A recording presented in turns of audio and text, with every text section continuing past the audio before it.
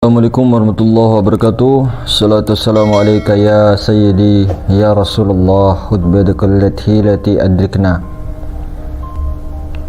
Hadirin semulakan, kita akan membahas tentang pertanyaan daripada saudara kita yang kemungkinan wallahu a'lam lahir daripada kajian kita semalaman full. Jadi beliau bertanya, Buang, sebenarnya secara hakikat kenapa Rasulullah sallallahu alaihi wasallam itu tidak bisa diserupai oleh iblis? Kalau syariatnya kita sudah tahu, itu keistimewaan daripada Allah kepada jasadnya beliau, karena jasadnya beliau daripada Nur Muhammad, langsung daripada Nur Muhammad itu. Namun yang ditanya oleh saudara kita di sini adalah hakikat sebenarnya. Kalau kita berbicara hakikat ke dalam, jadi hakikat kebenarannya, kenapa Rasulullah tidak bisa diserupai wujudnya, hakikat dirinya yang sebenar-benarnya oleh iblis. Kenapa Tuan Guru? Jadi sebelum kita menjawab, kita kepada riwayat para sahabat itu pernah bertanya kepada Rasulullah, ya Rasulullah, bagaimana sebenar-benarnya wujudmu ya Rasulullah? Saya penasaran ya Rasulullah, bagaimana sebenarnya wujudmu yang sebenarnya? Maka beliau menamsil, jadi memperumpamakan. Kalau mau lihat atau kamu mau tahu wujud sebenarnya diriku, coba lihat, mengintip, tengok di dalam lubang telinga anakku, yaitu Sayyidatuna Fatimah. Maka begitu pula lah sebenar-benarnya wujudku. Maka satu persatu sahabat menengok apa yang ada di dalam telinga Sayyidatuna Fatimah. Maka setelah diteliti dengan baik, mereka menyatakan, para sahabat menyatakan bahwa, ya Rasulullah, tidak ada yang kulihat, kosong. Tidak ada sesuatu yang kulihat di dalam telinga Sayyidatuna Fatimah. Maka ini tamsilan, ini perumpamaan hadirin. Disitulah kita ambil dalil juga, petunjuk ya, kenapa wujud Rasulullah tidak bisa diserupai iblis secara hakikat. Kenapa itu? Jawabannya tadi sudah jelas.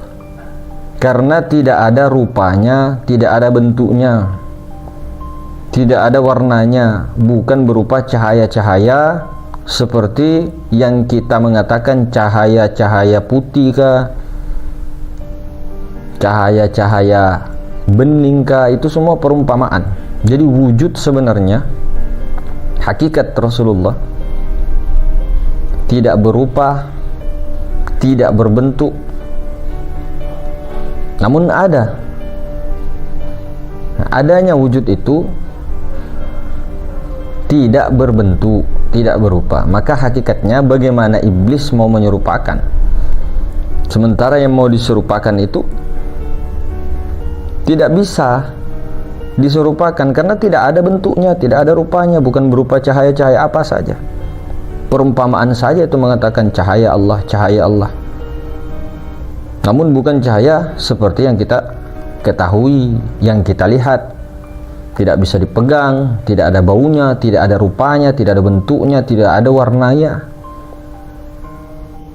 Tapi wujud ada. Itulah sebenarnya Rasulullah. Maka bagaimana iblis mau menyerupakan, sementara iblis itu ada rupanya. Pada hakikatnya, kenyataannya, kalau pada hakikatnya sifat. Pada kenyataannya ada rupanya, berbentuk.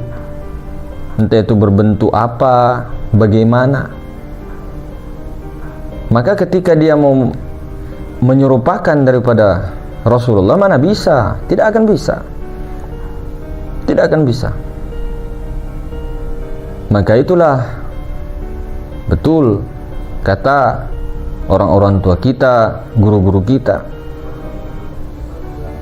jika ingin mengenal daripada Allah, carilah sebenar-benarnya Rasulullah. Karena itulah insan kamil mukammil. Itulah sebenarnya hakikat insan. Beda dengan an-nas. Nah, betul. Jadi ini lahir sebenarnya, wallahu alam, lahir daripada kajian kita semalam. Nah, kemudian beliau bertanya kepada kita tentang hakikat sebenarnya kenapa tuh iblis, kenapa tidak bisa menyerupai Rasulullah. Nah, itu tadi jawabannya. Bagaimana bisa diserupai? Bagaimana bisa digambar? Mau kayak apa iblis pun tidak akan bisa. Dan orang-orang yang tidak akan tertipu dengan iblis tadi, yang sudah kenal akan esensi sebenar-benarnya Rasulullah, maka dikatakan itulah utusan yang sebenarnya, bukan diutus, utusan. Kalau nabi-nabi dan rasul-rasul itu diutus, kalau beliau utusan, jadi utusan Allah langsung. Maka digelarlah cahaya Allah. Namun cahaya Allah itu milik mutlak Allah Ta'ala. Gelarnya banyak. Bergelarlah dia ruh yang suci, bergelarlah dia Rasulullah Sallallahu Alaihi Wasallam, dan itu ada sampai habisnya zaman, ada terus menerus, tidak akan pernah tidak ada. Untuk mengetahuinya tentu harus menyelam kepada diri masing-masing, karena itu ada di hati yang paling dalam, di hati yang tidak mana-mana. Hati bukan hati yang berbentuk daging, hati yang suci, hati yang bening, dan orang-orang itu pasti jiwa-jiwa yang terpilih. Jadi jiwa-jiwa yang terpilih itu sudah mengenal hakikat Rasulullah, maka itu mendapatkan intan permata. Intan permata.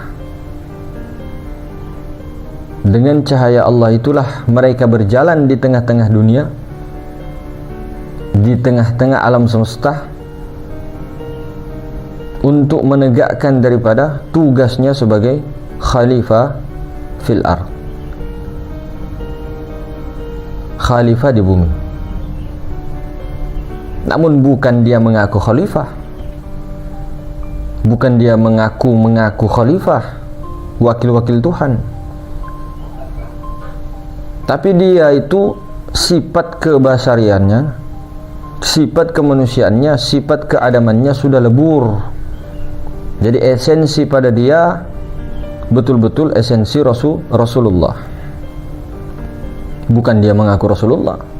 Siapa orang yang mengaku Rasulullah, maka itu orang yang salah jalurnya, salah jalan. Kenapa? Karena Rasulullah itu bukan dia makhluk, bukan Tuhan, utusan, cahaya pembimbing. Itulah juga yang disebut hakikat kolam, hakikat lauhul mahfud. Itu jugalah yang mengantarkan kepada Allah Subhanahu wa ta'ala. Oh, berarti cahaya Allah itu Rasulullah punya hak siapa, Mas? Punya hak Allah Ta'ala. Kalau makhluk-makhluk dimanapun itu tidak mempunyai sifat, ada sifatnya, namun 20 sifat mustahil bagi Allah. Itulah sifat-sifat makhluk. Adam, fana, berbilang-bilang, ta'addud, Itu sifat-sifat makhluk. Tapi jangan pernah mengatakan esensi cahaya Allah ini yang ada pada makom martabat wahda ini dikatakan dia sebagai makhluk. Karena di dalam martabatnya pun sudah martabat qadim, martabat ketuhanan. Tapi jangan katakan dia Tuhan, utusan Tuhan. Jadi sama dengan matahari dengan cahaya. Matahari ini punya utusan, yaitu cahaya. Jadi cahayanya ini menyinari, memberi rahmat kepada bumi misalnya. Cahaya itu hanya satu, cuma masuk ke jendela-jendela rumah-rumah, masuk ke ruang-ruang kosong, meliputi ruang kosong itu.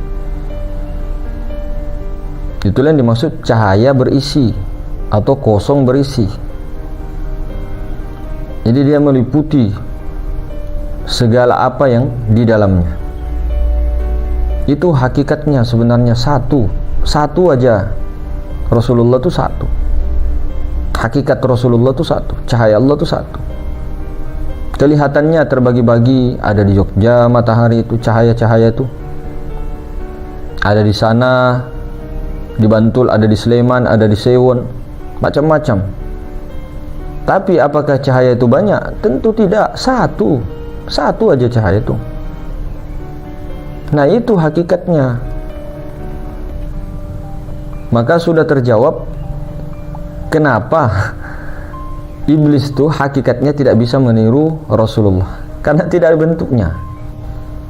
Nah, di dalam syariat kan kita sudah tidak bisa menjelaskan lagi karena sudah nyata ya, untuk keistimewaan tidak bisa diserupakan. Namun hakikatnya apa? Di setiap syariat ada hakikat itu kebenarannya apa? Yaitu tadi, dan masuk dengan akal robbani. Makhluk-makhluk itu tidak bisa menyerupai apapun ya. Suaranya pun tidak berhuruf dan tidak bersuara. Suaranya saja tidak berhuruf, tidak bersuara. Tidak bersuara seperti kita. Tidak bersuara a, i, u, e, o, ha, hi, hu dan sebagainya, tidak. Kalamnya tak berhuruf, tak bersuara. Itu sebenarnya Rasulullah.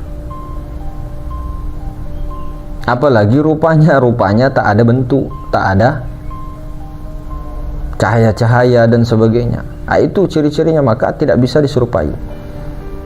Yang bisa diserupai iblis itu yang bisa terlihat mata kasar, ada pada pikiran, perasaan, bisa didengar oleh telinga, bisa dihembus angin.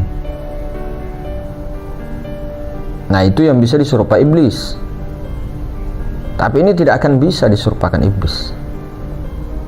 Namun ketika menjelang ajal, dia keluar ya. Dia keluar itu, dia bertajalli seperti rupa yang ada di waktu muda.